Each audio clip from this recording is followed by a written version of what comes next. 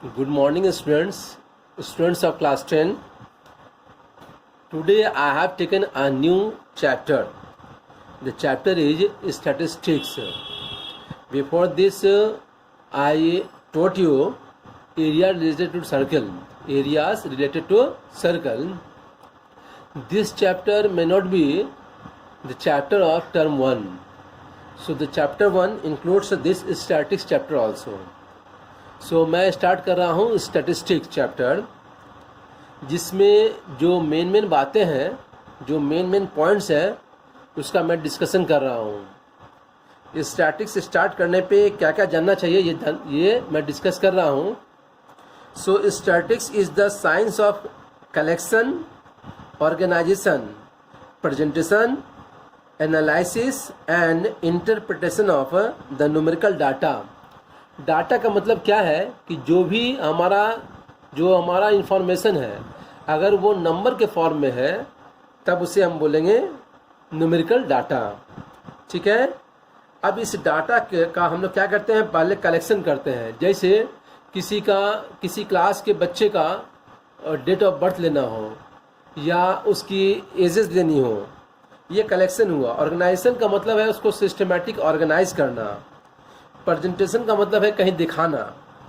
और एनालिसिस का मतलब है उस पर कुछ डिस्कस करना कि क्या ज़्यादा क्या कम है। एंड इंटरप्रिटेशन का मतलब है फाइनली उस पर हमने क्या डिस्कस किया, क्या कंक्लूजन निकाला।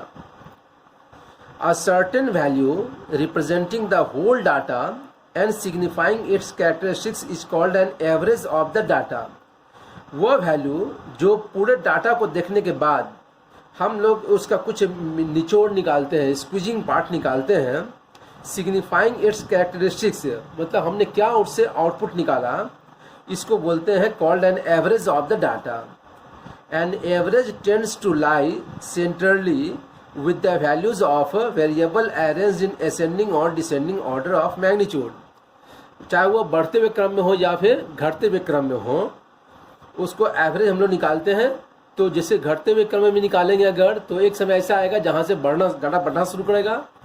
और अगर बढ़ते हुए क्रम में निकालते हैं अगर है छोटे से बड़ा, तो हमारा बढ़ता हुआ क्रम कहीं न कहीं से स्टार्ट होगा। ये सब हम लोग देखते हैं। मीड वैल्यू जो निकाल रहा है वो हो गया। So we call an average a measure of the central tendency of the data.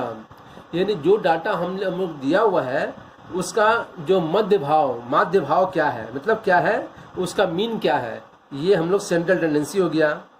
There are 3 measures of central tendency which are useful for analysing the data.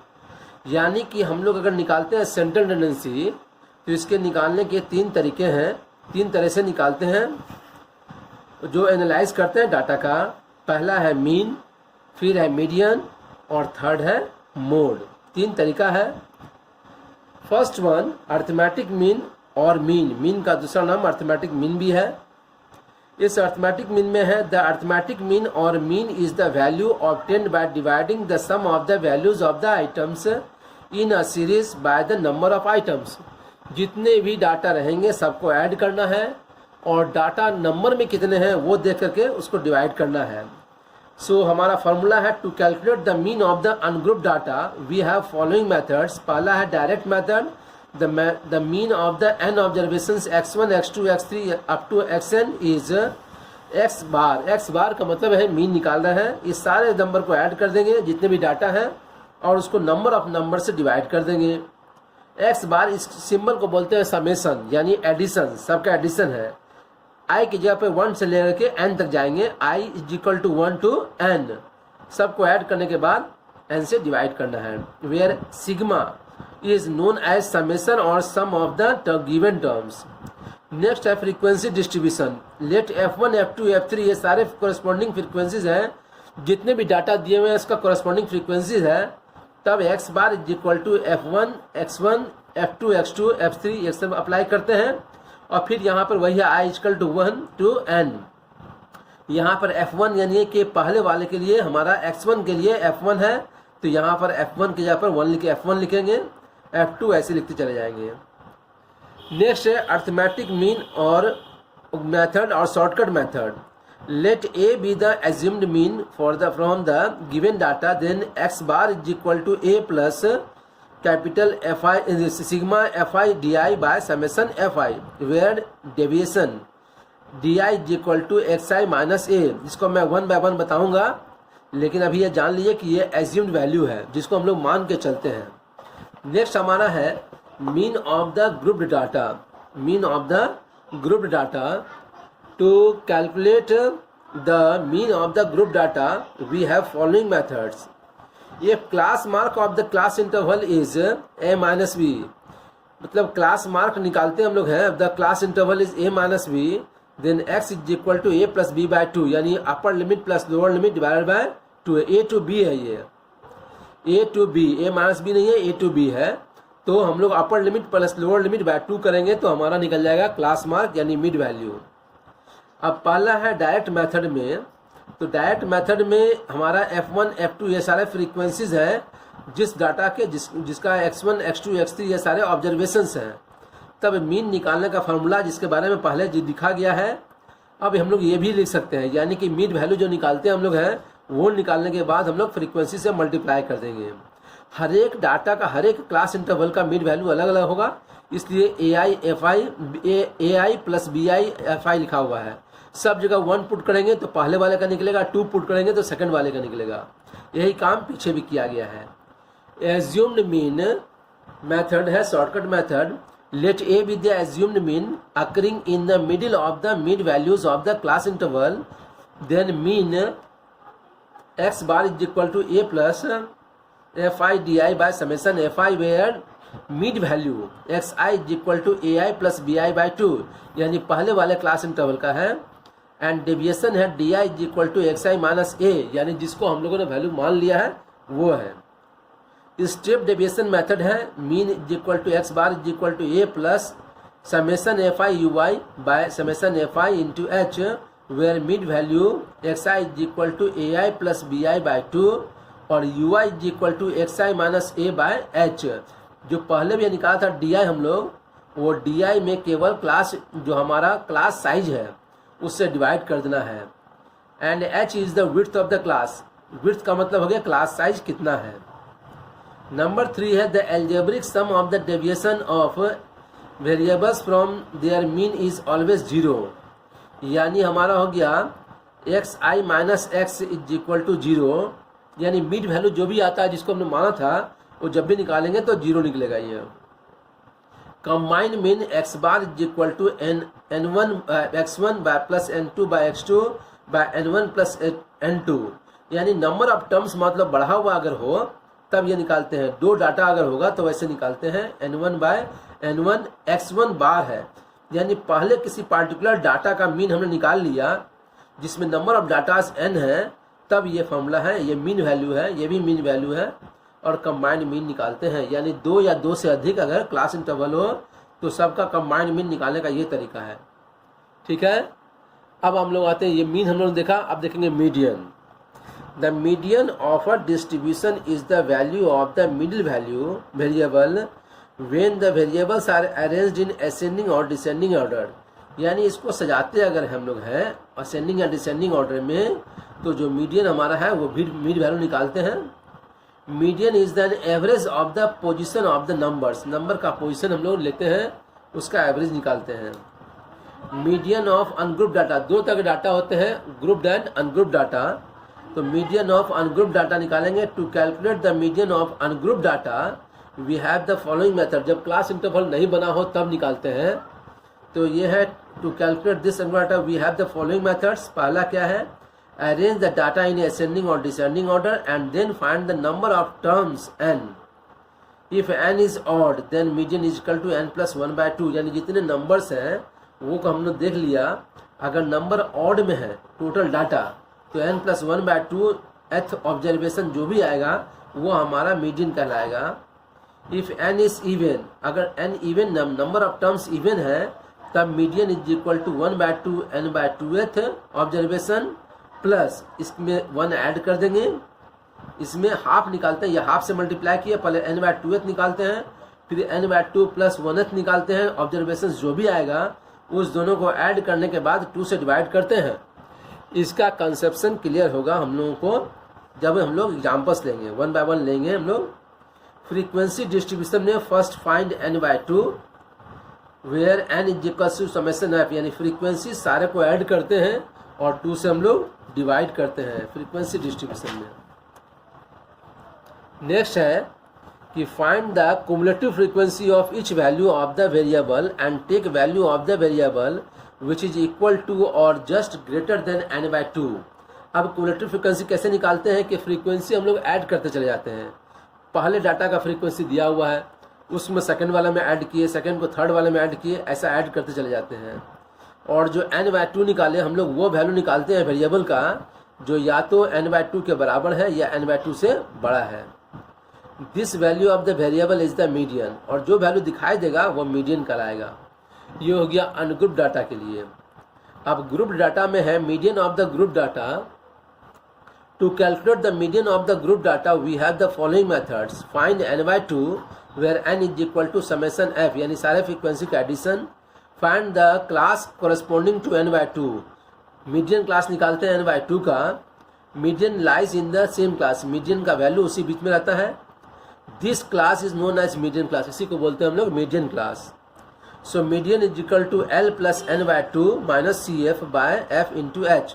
ये सारे क्या है, तो l हमारा लोअर लिमिट है उस मीडियन क्लास का, f हमारा frequency of the median class है, CF हमारा cumulative frequency of the class preceding the median class, यानी मीडियन क्लास के पहले वाले जो क्लास होंगे उसका क्युमुलेटिव फ्रीक्वेंसी होगा।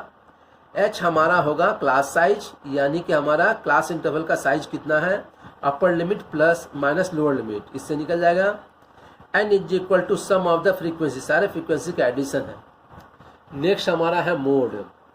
सो the observation which is repeated occur maximum number of times, जो data maximum number of times repeat होता है उसको मोड बोलते हैं।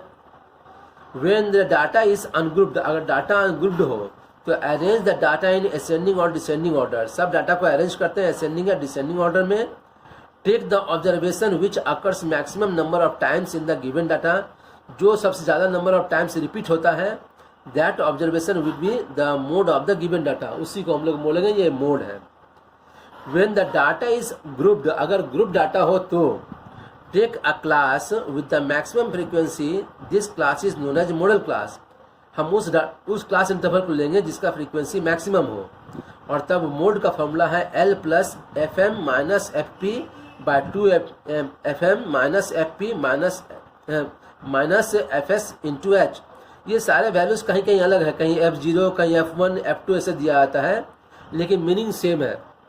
Where L is the lower limit of the modal class, modal class मालूम करेंगे इसका lower limit. FM is equal to frequency of the modal class, FP is equal to frequency of the class preceding the modal class, यानी जिस modal class के पहले वाले class interval का frequency. FS is equal to frequency of the class succeeding the modal class, यानी model class वाले के just बाद वाले का फ्रीक्वेंसी कितना है उसको देखेंगे। H is the size of the class interval, यानी upper limit minus lower limit जो भी आएगा वो H क्लास साइज हो जाएगा।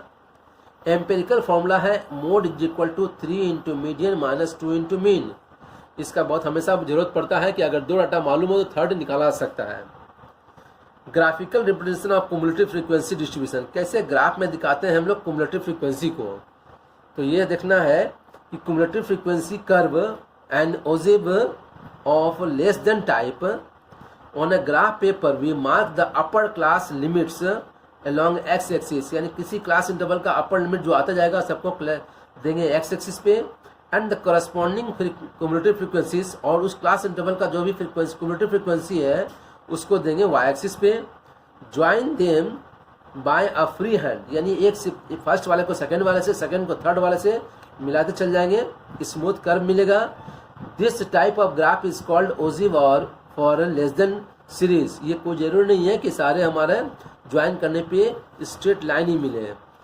अब हम लोग आते हैं cumulative frequency curve and ogive of the more than type. On the graph paper we mark the lower class limits along x axis and corresponding cumulative frequency along y axis। इसमें क्या करेंगे हम लोग कि जो लोअर लिमिट है class, हर एक class interval का लोअर लिमिट को हम डालेंगे x एक्सिस पे, और जो corresponding cumulative frequencies है उसको हम लोग डालेंगे y एक्सिस पे। ठीक है, इसको डालेंगे कहाँ पे, वाई एक्सिस पे।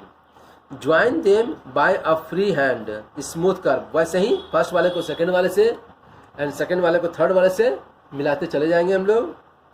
This type of graph is called OG for more than series, less than, more than, ये दोनों हो गया। हम लोग इसको ज्वाइन किया हम लोगों ने इसमें। If we join the points by straight lines instead of a free hand we get a cumulative frequency polygon मिलेगा। For drawing an ogive it should be ensure that the class intervals are continuous, class interval continuous होना चाहिए। If class intervals are not continuous, जैसे हमारा दिया 5 to 10, 10 to 15 ऐसा होना चाहिए। अगर ये नहीं है then convert them into continuous form, यानी 5 to 10, और अगर 15 to 20 है तो हमको इसको बनाना होगा 5 to 10, 10 to 15, 15 to 20, इस ढंग से बनाना होगा। ठीक है, अब आ रहे हैं method to determine the median from an ogive. अगर मीडियन निकालना हो, ओजिव मिल गया तुमको, और अगर मीडियन निकालना हो तो मीडियन कैसे निकालते हैं। To determine the median from cumulative frequency curve either less than ogive or more than ogive, locate n/2 on the y axis.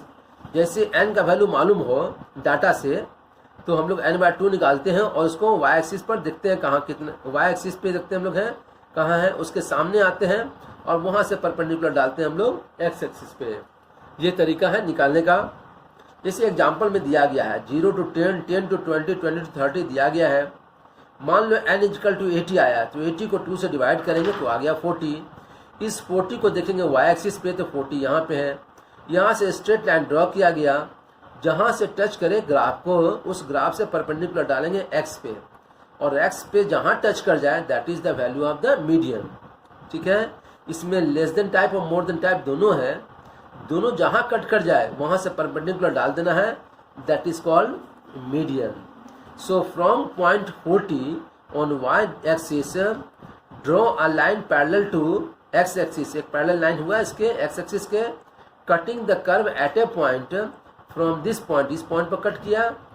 Draw a perpendicular to the x axis पे perpendicular डालें। The point of intersection of this perpendicular with the x axis, जहाँ x axis पे cut जाए gives the median of the data, उसी को हम लोग बोलते हैं मीडियन है। From the point of intersection of both ogive less than type or more than type, अगर दोनों बना है और दोनों कहीं टच कर गया on the same graph paper, draw a perpendicular on x axis, जहाँ टच कर जाए वहाँ से परपेंडिकुलर ड्रॉ करेंगे x एक्सिस पर। The point eight which it cuts the x axis gives us the median of the data. तरीका निकालने का यही हमारा है। तो इसमें देखो क्लास इंटरवल जो हमारा लिया गया है वो कंटिन्यूअस में है 0 to 10, 10 to 20। ये खास करके किसके लिए ज़रूरत है, इसके लिए भी है और हमारा मॉडल क्लास के लिए 0 to 10, 10 to 20, 20 to 30 ये हमारे क्लास इंटरवल्स हो गए। और 0 to 10 के लिए जो फ्रीक्वेंसी हमारा 10 के ऊपर में आते हैं ये 10 हो गया है ना। अब अगर 10 to 20 के बीच में आते हैं तो 20 के सामने में आएंगे। अभी इसमें दिखाया नहीं गया है कि ये मान के चले हम लोग यहाँ टच कर रहा होगा, 20 to 30 यहाँ टच कर रहा होगा, और सब को फ्री हैंड से मिलाया गया, यानी फर्स्ट वाले को सेकंड वाले से, सेकंड वाले को थर्ड वाले से। अगर एक बार अगर सारे को ज्वाइन करें अगर तो हमारा स्ट्रेट लाइन इस पर नहीं मिलेगा, इससे प्रॉब्लम क्रिएट हो जाएगा। Is it clear? तो ये देखना है। इसमें देखिए दिखाया गया है कि पहले वाला क्लास इंटरवल से 10 में ज्वाइन किए तो 10 से 20 वाला जो हमारा क्लास इंटरवल है वो 20 से कुछ नीचे हमारा है। ये मान के चले कि 18 होगा तो 18 पर टच किया। यहाँ कोई क्लास इंटरवल हमने लिया नहीं है, ये मान के चले हम लोग। अब 20 से 30 के बीच में गैप है ना, ये 40 मान लिया या 40 से कुछ कम मान लिया यहाँ है। तो ये तुम्हारा कर्व दिख रहा है, ये जरूर नहीं कर्व हो, इसको फर्स्ट वाले को इससे मिला लें, इसको इससे मिला लें, इसको इससे मिला लें, ये मिलाते चल जाएंगे हम लोग। ये हमारा क्या हो गया, ये हमारा हो गया नीचे से ऊपर जाते हैं तो ये हो गया लेस देन टाइप। ये ओजी फॉर लेस देन सीरीज है, ये लेस देन मिल गया। और ऊपर से नीचे की ओर आते हैं तो ये हमारा मोर देन टाइप हो गया, क्योंकि हमने इसके पहले दिखाया मोर देन टाइप ये वाला है, तो ये हमारा मोर देन टाइप हो गया। अब इसमें इस क्लास इंटरवल में 0 से 10 के बीच में 10 हमारा ये कहाँ पहुँच गया, 60 से ऊपर है। ये मान के चले हम लोग कि हमारा फ्रीक्वेंसी कितना है लगभग 70 या 65 होगा, है ना। और फिर सही हमारा 10 to 20 लेंगे यहाँ पे, तो ये चला आता है 20 के सामने में है। 20 से 30 हम लोग आते हैं, तो ये लगभग दोनों के यहाँ पर कहाँ पे है, 50 और 60 के बीच में है। तो ये या 50 पे मान लो, 50 पे है, तो ये हम लोग चले आए। और ये आगे बढ़ने का मतलब है कि आगे कोई डाटा है तो ठीक है, नहीं है तो यहीं पर स्टॉप कर देना है। ओके, तो इसका PDF भी मैं भेज रहा हूँ, आप PDF भी देख लेंगे। वैसे पिक्चर सारा क्लियर है, और इसके बाद 1-2 सम हो सकता है हम इस पर दे बनाने को, है ना, या बना के बता दें कि कैसे बनता है। Okay children, have a nice day.